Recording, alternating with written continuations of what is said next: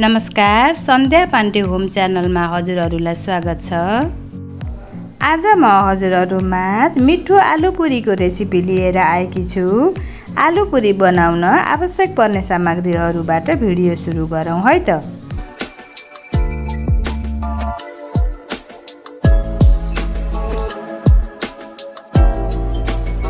आवश्यक पर्ने सामग्रीहरू: आधा केजी आटा, केही मात्रामा उसिनेको आलु, त्यसैगरी नुन, बेसार, जिरा पाउडर, हरियो मसिनो गरी काटेको खुर्सानी, धनिया र तेल।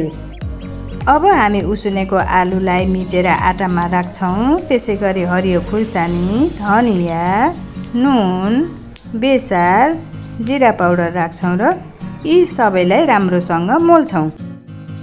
मोलिसकेपछि थोरै थोरै पानी राख्दै पिठोलाई राम्रोसँग माड्छौँ।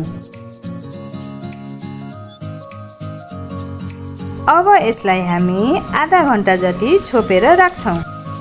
आधा घन्टापछि हाम्रो पिठो नरम बनेको हुन्छ। यसलाई हामी सानो सानो डल्ला बनाई रोटी आकारमा बेल्छौँ।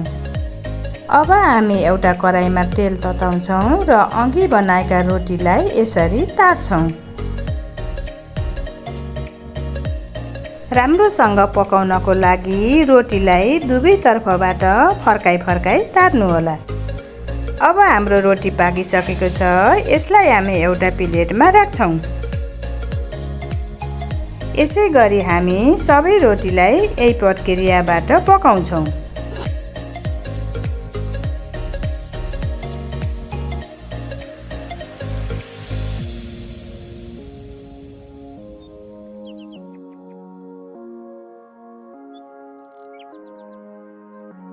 हेर्नु त साथीहरू, हाम्रो सबै आलु पुरीहरू पाकेर तयार भइसकेका छन्। हजुरहरूलाई यो आलु पुरी बनाउने प्रक्रिया कस्तो लाग्यो आफ्नो प्रतिक्रिया दिन नबिर्सनुहोला। साथै भिडियोलाई लाइक, सेयर र च्यानललाई सब्स्क्राइब पनि गर्नुहोला।